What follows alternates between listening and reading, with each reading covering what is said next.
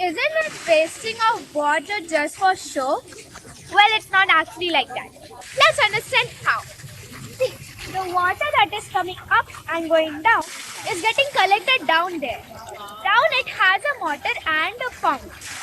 Because of motor, this whole thing is working, and the pump, it is pushing the water up. Like you can see. And then when it is falling down, the same cycle repeats and repeats and repeats. Well, it is not wasting water. That saying will be a kind wrong, but a very little amount of water is getting wasted, which is being topped out, which pours out of this, like here or in the floor, a little bit, and that's all. Now another question of mine was, why can't they make this a little bit far? It's because if the water will be far away from us or the boundary, it will not look very nice. And as it is for sure, looking nice or looking pretty is needed. That's all. I hope you got to understand something new from it. Like this video, subscribe to the channel, and very good.